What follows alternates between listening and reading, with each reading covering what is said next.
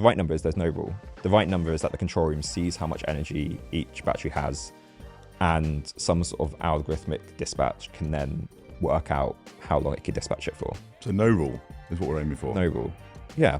Like, the fact is there have been a lot of these rules and things which actually, on the surface, you don't even realise are there, that have been probably blocking how certain technologies can be used in the balancing mechanism.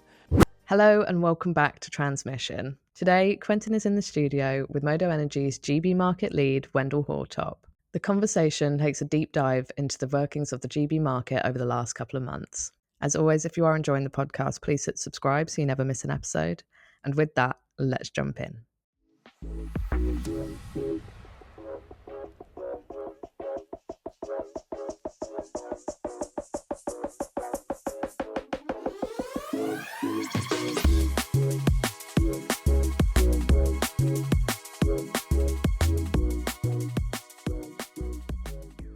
Hello, Wendel.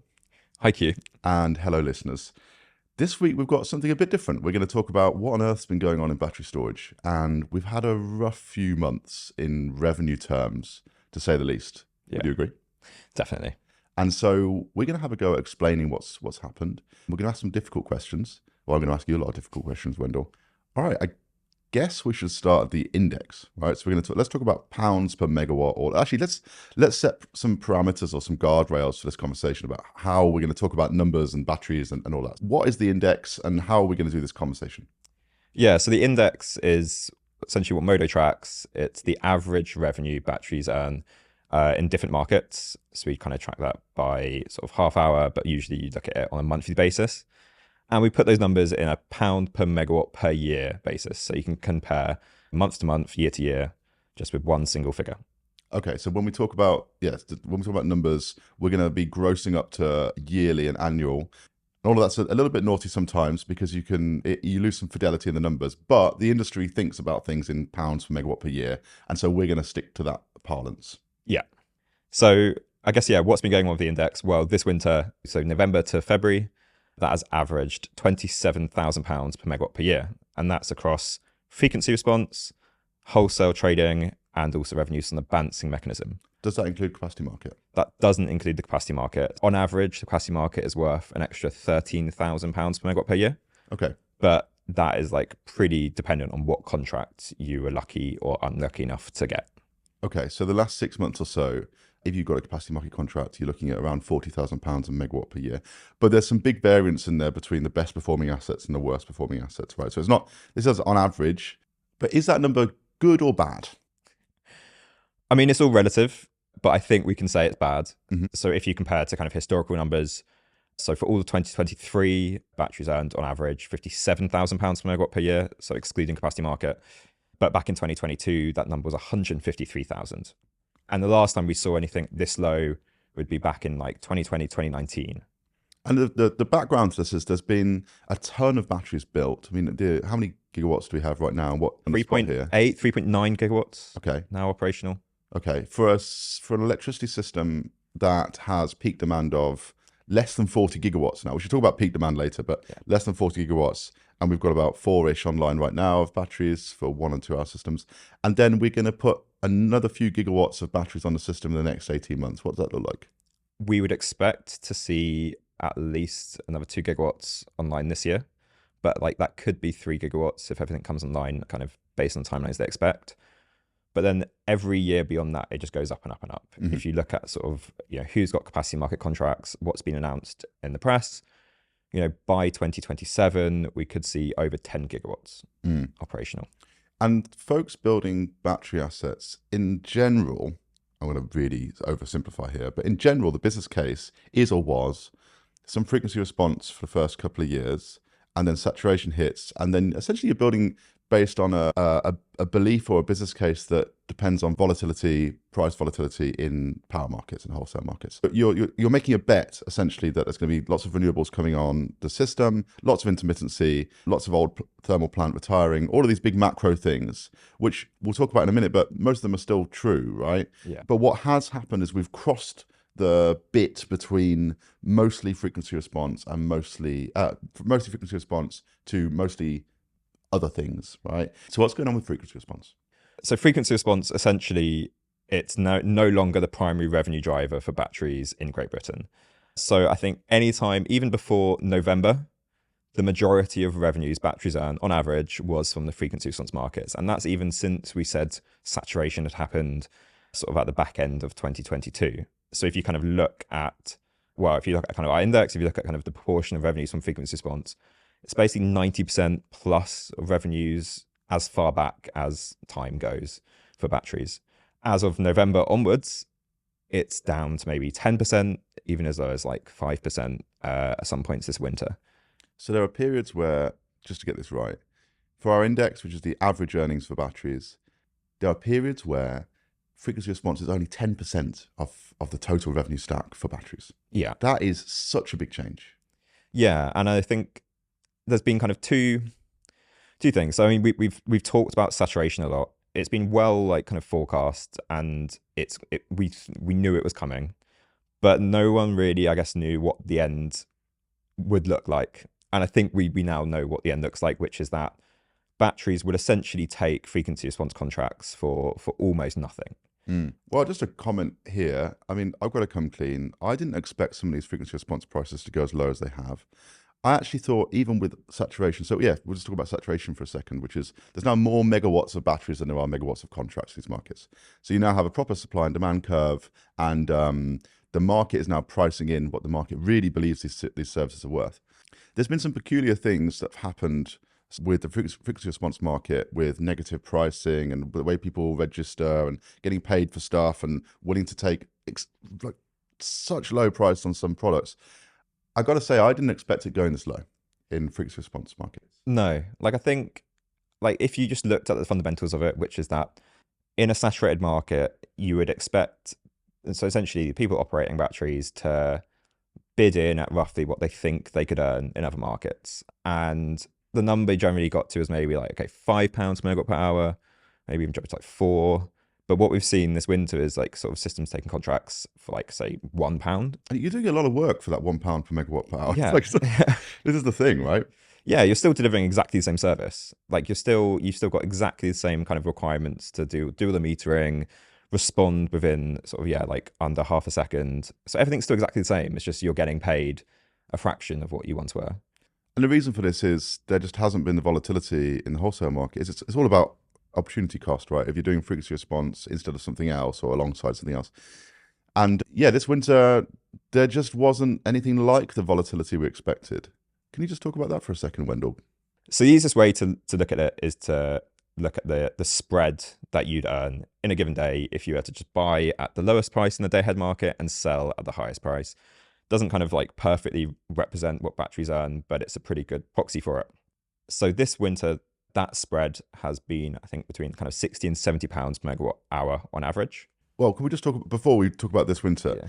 Generally in winters, you expect the spread to increase because you expect it's higher prices, not lower prices. So you expect at times where there's massive demand on the system and it's cold and all of that, you expect spreads to come from really, really peaky prices at times. And that's why you have peaking plant, and that's why you have lots of odd things tend to happen around winter, and you have triads and all this stuff. But just to make this clear, this is about the spreads come in winter from the high prices, not necessarily the low prices. Yeah, precisely. In general, prices on average are higher. So prices on average this winter were higher than sort of they will be as we go into like kind of spring and summer. But the spread between the low and the high was just pretty like historically low. So if we compare to sort of previous 3 winters, it's about a third, I think, on average, in terms of just that volatility you're getting in the market. And so you're just earning a lot less from the wholesale market. And that is just because we haven't had those high peak prices. So I think the highest price we saw winter was £250 per megawatt hour. So December 2022, the highest number was £2,500. And if you just had one of those periods this winter, you'd probably be thinking, okay, that's quite a good sign. But it shows that maybe the last few winters we have had that volatility. It kind of raises questions about what has changed.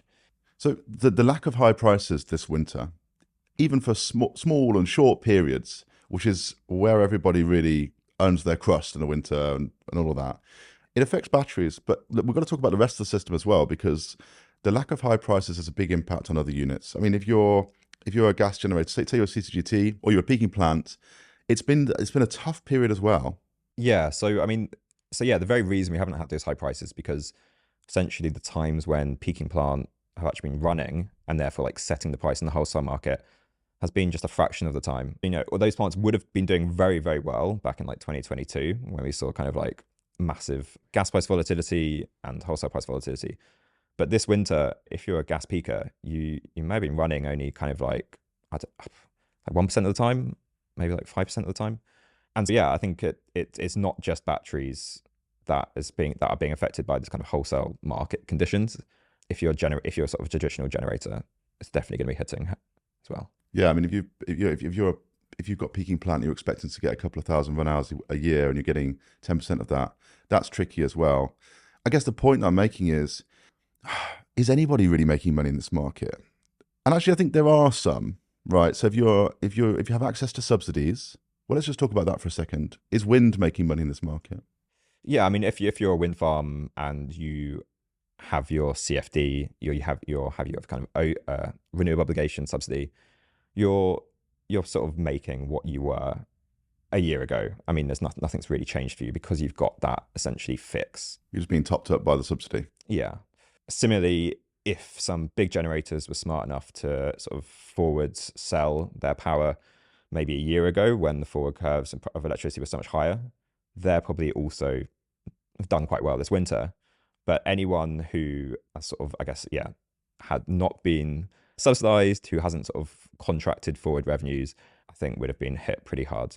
That's because if you hedged last summer, I guess the curves. If you looked at the curves, everybody expected it to be more peaky than it was, and then the reality was a bit different. Yeah, I mean, I think on that, I mean, a big part of what's happened is essentially recovery from sort of like the gas price crisis we had has probably been so much quicker than what anyone thought would happen. You know, we paid for that kind of, I think, in 2022, but we're seeing now gas prices fall considerably and carbon prices too. So carbon prices are now kind of at the lowest level for I think about 4 years. Yeah, I mean, looking at gas inventories, so how much gas there is in storage going into winter last year was phenomenal. And considering it's only sort of a couple of years ago that we were reliant, the whole of Europe was reliant on Russian gas, and we've just in 18 months or so switched from Russian gas to being part of the Great American Shale Gas Miracle. It's absolutely bananas that so quickly we switched from pipeline gas to LNG, and the whole of Europe is okay with that. And it's all ended up being, from a consumer point of view and being worried about, governments having to subsidize gas, residential gas and businesses and all that. It's all just sort of worked out all right. A couple of years ago, European governments were really worried about having £10,000 bills for normal people, and that hasn't happened. So there's some good side of it, which is that really we managed to get out of jail free, really switching to LNG as a society. What that has meant, though, is that for a system where a lot of the baseload power is set by gas and carbon, baseload power prices have been really low. Yeah, and I mean, I think consumers have seen that. Like, I think so. Yeah, as of the 1st of April, sort of like the consumer price cap has come down like considerably. So we are now seeing that like filter through the market entirely. But I think the interesting thing, even though gas prices have fallen, carbon prices have fallen, if we look back, say 3 years ago, before that kind of the Russian invasion of Ukraine, gas prices were lower, carbon prices were lower, but we still had more wholesale price volatility. And I think that goes to that, well, you mentioned it earlier, sort of what is peak demand? Have we got too much generation on the system right now? So yeah, this is one of the things, another thing to come clean about, I didn't expect. And if you'd have spoke to me 2 or 3 years ago, I never would have expected that peak demand, the triad period, would have been less than 40 gigs, really. I thought it was going to keep on increasing. And what has happened is we've lost 3 or 4 gigawatts of peak demand in the last couple of years. And where's it gone? I mean, is it deindustrialization? Is it factories switching off from COVID and not coming back? Is it energy efficiency? I don't know. But what it means is those periods where the system is tight, i.e., demand is high and there's not that much generation and you expect those peaky prices, it's just fallen away. Yeah. Yeah, so to put some numbers on that, so the average peak demand this winter was 37 gigawatts. It's the same as last winter, but that was like a kind of almost a 10% fall from just a few years back. And a big part of that has to be a response to the kind of the record high electricity prices we had back in 2022. And so I guess fundamentally, like, is that demand coming back?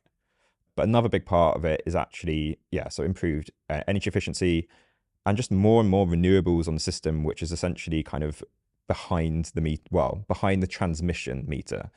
So you've got kind of more onshore wind, you've got more solar, and you've got more kind of demands, like people flexing their demand as well. Like we've seen this winter, the demand flexibility scheme, I think get up to 500 megawatts of response at times as well.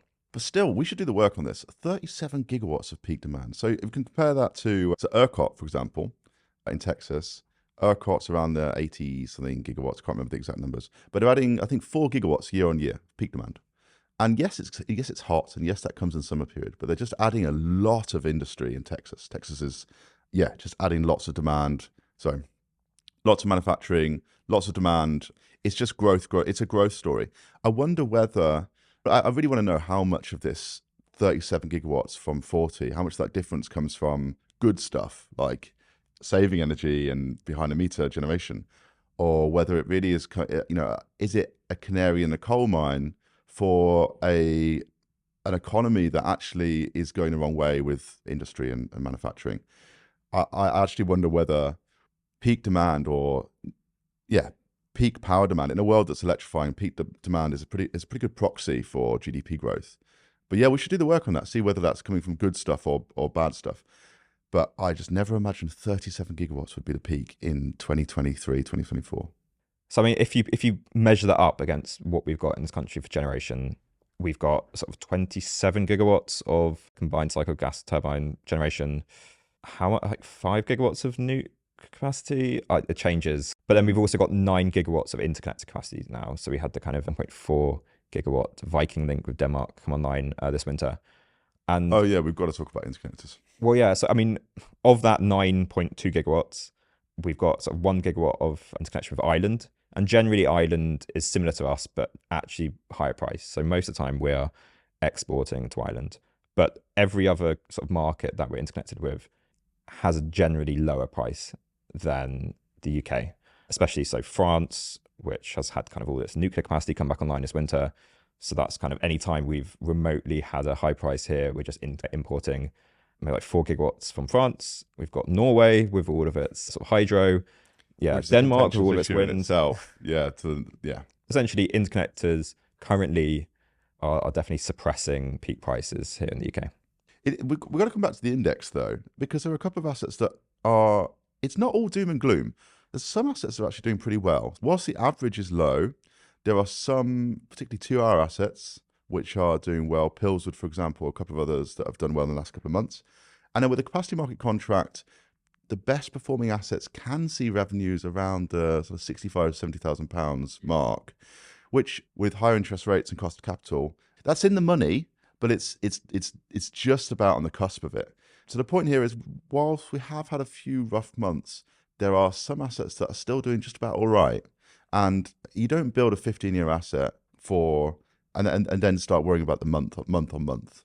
You just can't. There'll be highs and lows. And my word, what an incredible run we had for 2.5, 3 years coming up to this. But even in the tough times, there are some assets that still do pretty well. So essentially, if you're located in the southeast of England, you're still getting a pretty good triad rate. And then, if you were built, say, 2018, 2019, you've got a sort of pretty good old capacity market contract with no derating. But then also, if you've got one of those newer capacity market contracts that, a T1, which was £75 per kilowatt, or the T4, we've got the T4 coming up, which are like about £60. But you do get screwed on the derating. Yeah, but you are getting screwed on the derating now. But in general... Screwed's a bit strong, but I do definitely think it's the right word. There's a big disparity in the market based on what capacity market contract you've got. And because revenues from elsewhere have fallen so much, that's now having a much bigger impact in sort of separating what is earning probably an okay amount with what's probably earning below what they'd be after. And we've done all this. We haven't even talked about the balancing mechanism. Wendell, your favorite topic. Do you want to just riff on what's going on in the balancing mechanism? Because there's a lot happening and there are many reasons to be cheerful. So in general, the balancing mechanism outside of sort of an increase in wholesale volatility, which we expect to slowly happen, but year on year, who knows what that will actually look like. The balancing mechanism is where we would expect to see revenues grow. The reason for that is sort of the numbers behind the balancing mechanism are kind of pretty bonkers. It's what's driving sort of the entire of the REMA process. It's this obvious view that we are having, well, the control room is having to redispatch. I think they say up to like 50% of generation at times.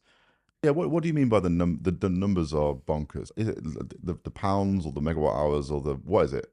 What's the bonkers bit? We did the numbers on this like kind of late last year, and sort of on like an average continuous basis. So this is it doesn't really happen like this in real life, but there's about 3 gigawatts of sort of continuous sort of up and down actions happening in the balancing mechanism. It's the continuous aspect of that which makes that enormous, like when you look at it on terms of energy volume. And that's all the plant at the margin, right? Because you've got a load of base load nukes that don't move really, and you've got a load of renewables that will run if you can if there's wind or solar. So what's fascinating is of a system that often only has 30 gigs of demand, you got 10% of that is being redispatched. Oh, and then by the way, of that 30 gigs, half of it never moves anyway. So it's an even bigger percentage. That depends on when it is as well. Like when it's windy, so let's say kind of 2 weeks ago, you could see up to like 6 gigawatts of wind being turned off, and then 6 gigawatts of mostly kind of gas plant being turned up. This is the bad thing, isn't it? Yeah. This is just like it. So this is kind of the issue of constraints. We don't have enough transmission capacity to get all the wind down from Scotland to sort of London. You can explain it. It all sort of makes sense rationally, but like if you're going to tell someone down the pub about it, it's a bad thing.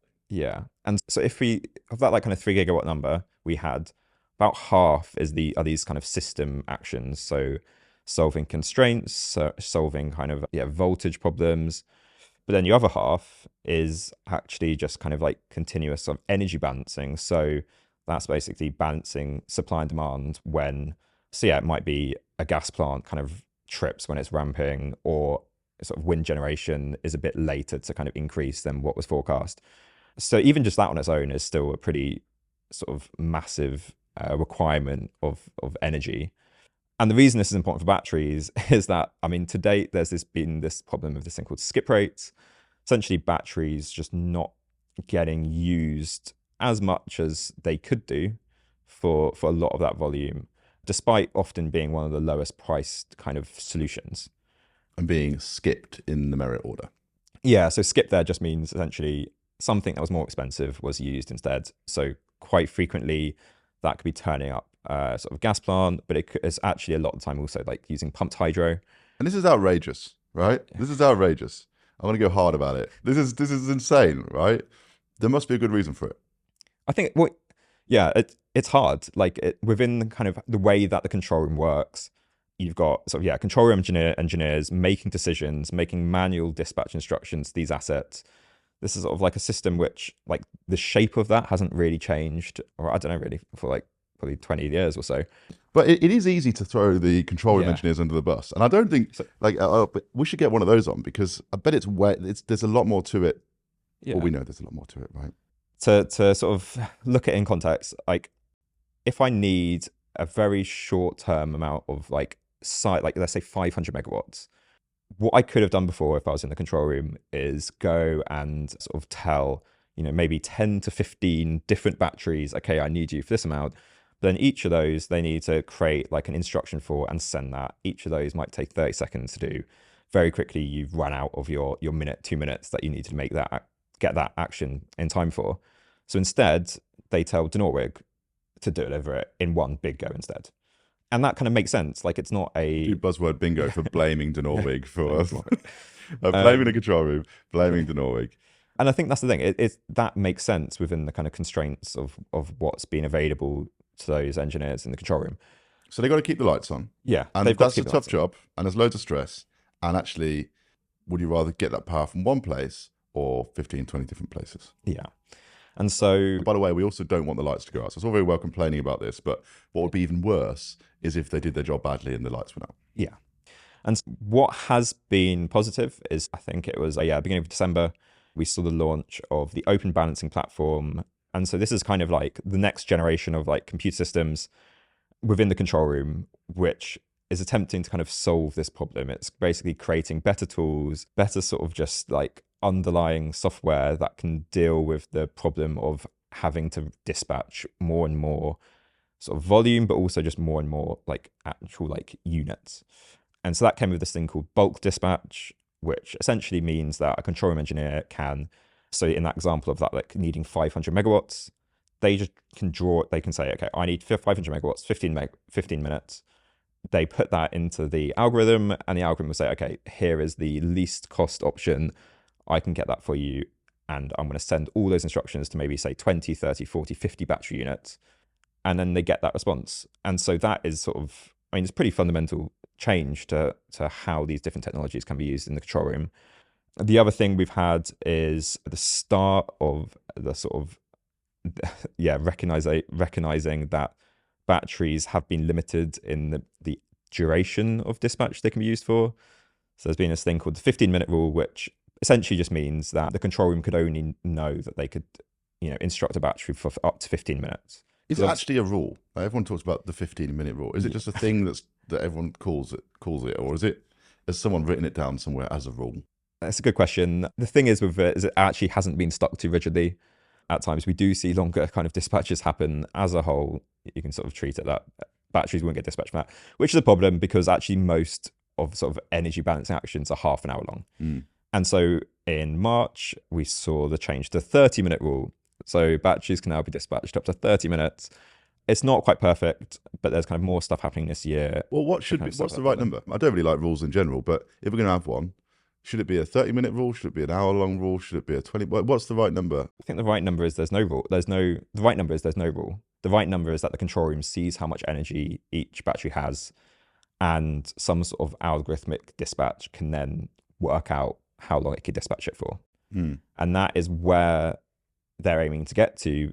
So at the end of the year, there's kind of a few grid code mods going on, looking very hard at this, like whether it will actually solve that problem. We need to wait and see. So no rule is what we're aiming for. No rule. Yeah. I think that's what I think. The most optimal place for us to try to get to is where, like, the fact is there have been a lot of these rules and things which actually on the surface you don't even realize are there, that have been probably blocking how certain technologies can be used in the balancing mechanism. And we want to get to, and I think if you speak to the people who are running that kind of open balancing platform, it's where they want to get to as well. Basically, getting rid of those rules, and technologies can compete on a level playing field. So is that it then? So if we go to the no minute rule, or well, we get rid of the 30-minute rule, there is no rule, then is that it? Is this the big thing that's going to unlock loads of volume and price for batteries in the balancing mechanism? I'm going to say no, because what we're seeing with the open balancing platform, with bulk dispatch, with the change 30-minute rule, the move to no rule, it's just getting rid of some of these technological barriers that were in place. But because of the way the control room works, it's still sort of essentially run manually.